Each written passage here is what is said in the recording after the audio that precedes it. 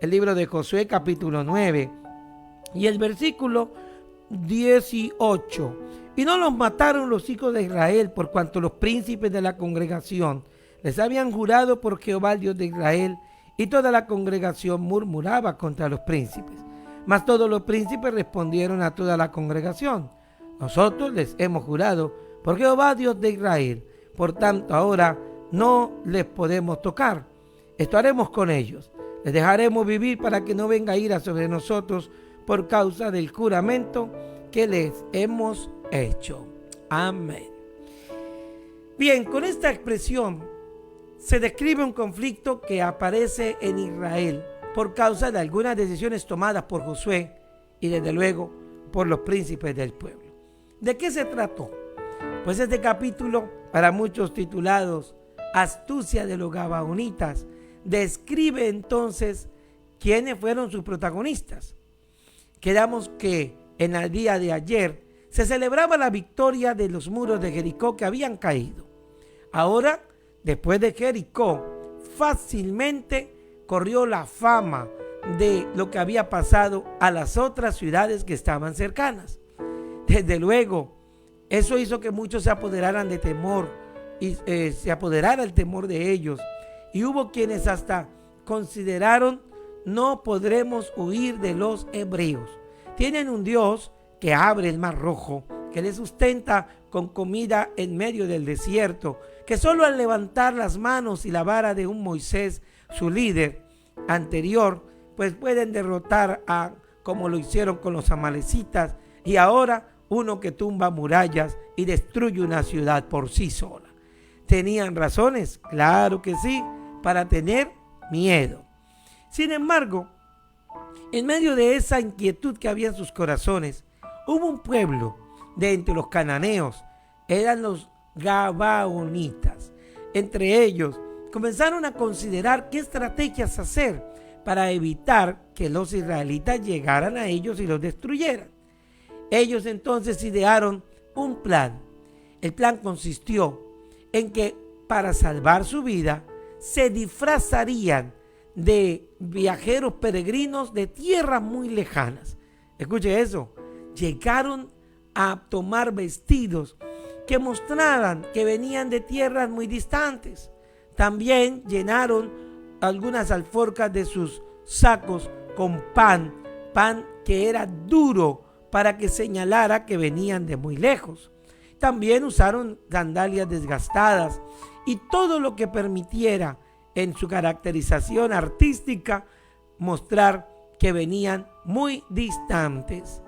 También a la vez pareciera escogieron a actores de entre su pueblo que pudieran mostrar sufrimiento, angustia y en este caso desesperación.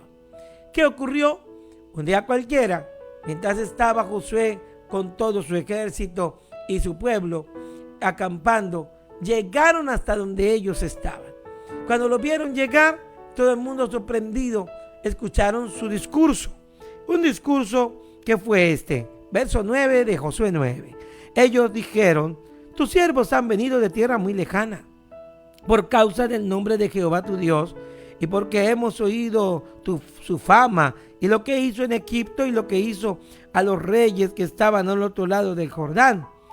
Dice: por lo cual nuestros ancianos y todos los moradores de nuestra tierra nos dijeron: tomen provisión para el camino, vayan al encuentro de ellos y díganle que nosotros somos sus siervos y haremos alianza con ellos. Entonces nuestro pan tomamos caliente de nuestras casas para el camino el día que salimos para venir a vosotros, y ahora está aquí, seco y mohoso. Nuestros cueros de vino también los llenamos nuevos, pero ahora ya están rotos. Nuestros zapatos ya están viejos a causa del largo camino y aquí estamos llenos de toda esta provisión. Y escuche lo que dice el verso 14. Y los hombres de Israel tomaron de las provisiones de ellos y no consultaron a Jehová. Qué interesante. Toda la escena los convenció. Toda la escena que habían traído y por temor habían ellos actuado, ahora había creado en ellos convicción. Pero vea lo que dice al final de este párrafo. Dice que ellos les creyeron, les dijeron, bueno, bienvenidos, entendemos, y se está hablando bien de nosotros, y se está diciendo que en verdad nosotros somos fuertes y Dios está con nosotros, pues bueno, hay que tener de ellos misericordia. Como recibieron el pan, recibieron la provisión, pero la Biblia dice en esta línea, y no consultaron a Jehová. Había que alguno de ellos era propio acercarse a Dios para preguntarle, oiga Señor, ¿era cierto lo que ellos dicen? Muéstrenos usted que nos acaba de dar la victoria en Jericó. ¿Esto será verdad? ¿Será posible? Estos hombres dicen en esto lo que hablan de forma honesta, pero no, se confiaron de sus ojos, los recibieron. Y no solamente los recibieron, la Biblia va a decir luego de que Josué hizo pacto con ellos. Un pacto donde dijeron, bueno, si ustedes han venido a pedir misericordia, pues la tendremos con ustedes. Y él, con los ancianos de la ciudad o de la nación, oraron y prometieron, jurando que no les harían daño. Y lo hicieron en el nombre de Jehová. ¿Qué ocurrió? Los hombres se despidieron, contentos de la alianza de paz que habían hecho, y se fueron. Pero no pocos días encontraron después los hebreos que era mentira. No era cierto. Ellos no vivían cerca. Ellos vivían lejos. Bueno, al revés, perdón. Ellos no vivían lejos, ellos vivían cerca. Ellos no venían con un pan de lejos que se había secado y que sus cueros de vino se habían roto y que también su calzado, no, estaban de vecinos. Y fíjese usted, cuando vino el descubrir de lo que había pasado, el pueblo fue y le reclamó a los príncipes. El pueblo le reclamó a Josué. Oiga, ustedes hicieron un pacto con un pueblo que podía haber sido para nosotros una conquista más, pero le creyeron el engaño. Y ese engaño hizo de que ustedes le perdonaran. ¿Esto qué es? Y claro, en el corazón de los príncipes hubo angustia. ¿Qué cree usted que habría de pasar hoy si esto pasara, si esto ocurriese? Lo más lógico es que naturalmente alguien dijera, como no se engañaron, queda roto el trato. Como no se engañaron, nosotros no vamos a cumplir nuestro pacto. Vamos a destruirlos. Pero Josué hizo lo contrario. Josué y los príncipes del pueblo le respondieron, nosotros ciertamente fuimos engañados, pero aunque ellos hayan actuado así deslealmente, nosotros no vamos a actuar deslealmente. Ellos mintieron, pero nosotros no somos mentirosos, porque prometimos en el nombre de Jehová que no haríamos guerra contra ellos. Nosotros debemos cumplir.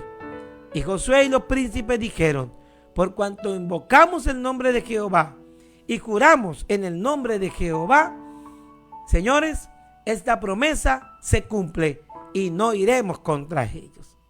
Claro, también ellos fueron a donde los gabaonitas y les reclamaron. Josué con sus príncipes le dijeron, ¿y ustedes por qué nos engañaron? Y la respuesta fue igual que al inicio.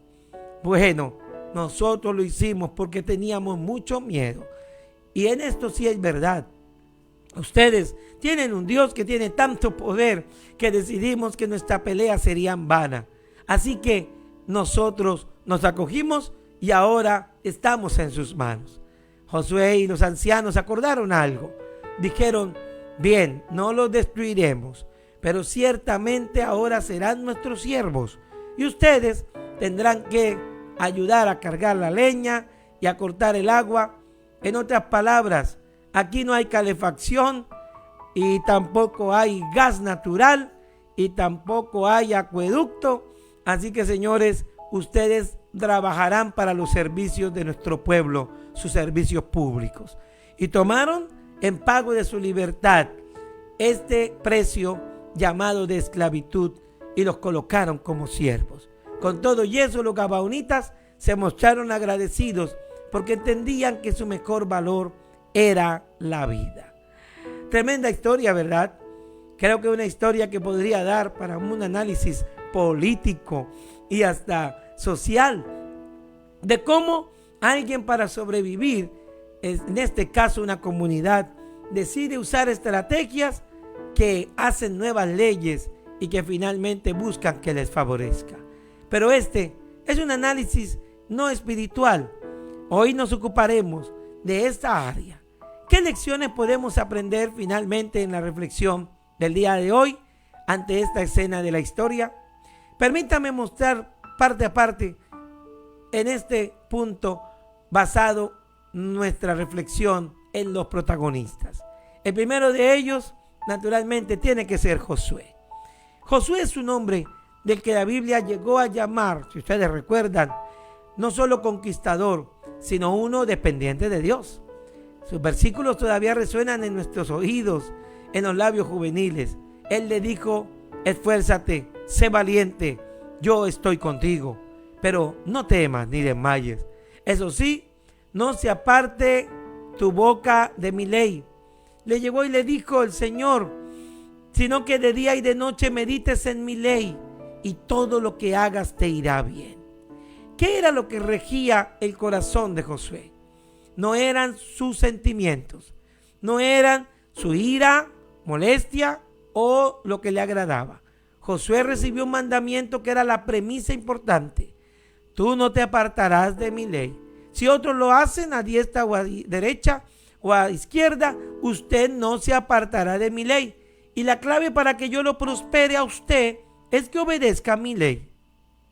Ese es el secreto que hace que un Josué diga: ellos se engañaron, pero yo no engaño, porque a mí el Señor sí me juzgaría por la ley que yo tengo en él. Qué importante, ¿verdad? Es decir, que Josué no reaccionaba, sus decisiones, sus actitudes no eran de acuerdo a cómo otros actuaban. No importa cómo ellos fueren, él no iba a hacer lo mismo que ellos. Él, para su prosperidad, se guiaba por la palabra de Dios. Usted está viviendo algo similar. Se ve rodeado de personas que rompen pactos, que transgreden la ley, que hacen triquiñuelas y estrategias para poder salvar su pellejo. Usted también es invitado a que alguien le diga: ¿y vas a pagar eso? Si puedes escribir en un papel una palabra falsa y te libras de eso. O alguien te dice: todo el mundo lo hace, es más, la ley ya lo aprueba. Pero aunque la ley de otros diga sí al aborto, sí al cambio de ideología de género, aunque la ley de otros diga después de los 18 puedes beber bebidas alcohólicas, nosotros tenemos otro precepto, otra brújula. Nuestro camino no está guiado por lo que otros hagan. Yo estoy viviendo bajo los preceptos del Señor. Eso hizo Josué. La venganza y lo que el otro haya hecho nunca sería tan fuerte para volverme igual al otro. Usted puede estar conviviendo con una persona que no sigue la ley de Cristo ni la dirección de su palabra. Que él lo hace, no lo haga usted. Si él actúa así, usted no obre así. El apóstol Pablo llegó a decirle a las mujeres cristianas que tenían maridos incrédulos: aunque él sea incrédulo, tú no abandones a tu marido, aun cuando, si él consiente vivir contigo, permanece allí. Quién sabe si tú harás salvo a tu marido. Pero recuerda, luego nos recordó Pedro en su primer carta, capítulo 3, que tú podrás llegar a ganarlo sin palabra, sino con tu conducta. O sea, tu vida es lo que va a predicarle a los demás. ¿Cómo vas a pagar mal por mal? ¿Cómo vas a actuar como los otros actúan? No habría esperanza, incluso para el justo, de que haya alguien que sí se sostiene en medio de la adversidad. Este es entonces un enseñar de Josué para nosotros. Necesitamos entender, cual dice la Biblia en su salmo acerca del justo, que aún en su daño propio, aún jurando en daño, aún viéndose en riesgo de que alguien le cause daño a sí mismo, ese no jurará con engaño. Ese es el hombre de Dios que está sostenido en su palabra. Ahora bien, unido a ello, los príncipes del pueblo, que fueron los que recibieron a los gabaonitas con Josué, la Biblia dice una descripción de ellos: no consultaron a Jehová, porque fueron los hijos de Israel los que, adelantados, tomaron las provisiones, llegaron y recibieron. Interesante, ¿verdad? Interpretaron mal lo que no era de Dios, creyendo que sí lo era. Me interesa mucho eso. Usted puede estar conmigo tomando algunas decisiones y a veces hasta a la vista algo parece qué bendición de Dios. A la vista usted dice: oiga, mire hermano, cómo Dios me ha bendecido. Y hay algunos que saben que este pastor les ha dicho: espérate, revisa esto, mira aquello, coincide esto con lo que Dios quiere. La chica más bonita de la iglesia no necesariamente es la voluntad de Dios para ti. ¿Has revisado otros aspectos? El chico más responsable y con mayor capital económico no quiere decir que es el de la voluntad de Dios para ti. O quizás que puedas un trabajo con el sueldo preciso que tú necesitas no significa que es la voluntad de Dios para ti. Cuando una bendición, entre comillas, llegue, pregúntale a Dios. Sí, yo recuerdo en casa a mis padres decirme: cuando a alguien tú quieras regalarle algo, tú debes pedirnos permiso. Y así hacía. Pero también me parecía extraño, aunque ahora lo entiendo, es que me decían: y si alguien te quiere regalar algo, tú también me debes pedir permiso. ¿Tengo que pedir permiso para recibir un regalo? Parece curioso. Pero hoy adulto, cuando salgo al centro de la ciudad y se me acerca alguien y me dice: venga, tengo este reloj barato, vale tanto en el comercio, pero yo se lo doy a un precio de regalo, entonces ya recuerdo esas palabras. Porque aún un regalo me puede traer problemas, porque aún lo que parece una bendición me puede traer dificultades por el origen de donde viene, por aquello que desconozco. Y ahí es cuando tú dices: Señor, muéstrame si esto lo debo recibir, muéstrame si a esta persona yo debo de aceptar. Se trata de depender de Dios cuando haya escasez, pero también cuando haya abundancia. No te apresures. Esto que hicieron estos ancianos, al no consultar a Jehová, sino apresurarse a tomar lo que ellos traían, hermanos, costó toda una generación donde los gabaonitas no pudieron ser tocados por ellos. Tuvieron que convivir con estos impíos, pues su corazón nunca cambió, que influyeron en ellos, en pensamiento, en palabras. Lo único que hicieron fue salvar su vida y venir a trabajar a cambio de ellos para los hebreos. Pero cuidado con quien empeñas tu palabra. Cuidado, porque podría ser que algo no viene de parte de Dios y necesitamos consultarlo. Una mañana como la de hoy puede ser excelente para ello. Y finalmente, hablemos de los terceros protagonistas, los gabaonitas. ¿Qué pasó con ellos? Conocemos entonces el final. Sí, se hicieron esclavos. Su astucia terminó convirtiéndoles no en una nación que hizo un pacto solo de paz, que era lo que se pretendía. Y cuando ellos fueron aceptados en engaño por los hebreos, ellos se fueron contentos porque ya tendrían un convenio de paz. Pero resulta que esa paz terminó con una multa. Por cuanto ustedes se engañaron, sí, no los mataremos, pero les haremos esclavos. Qué interesante esto. ¿Le ha pasado también a usted intentar tener alguna bendición con unos requisitos que usted no llena, pero que los inventas, pero que alguien te dice engaña? No te preocupes, la autoridad puede ser engañada. No te preocupes, solo sugiere esto, solo haz aquello, solo muévete en este sentido y lo vas a lograr. Y al comienzo parecerá, igual que los príncipes de Israel, que hicieron un buen negocio. Pero recuerda, si fue con engaño, fracasaste.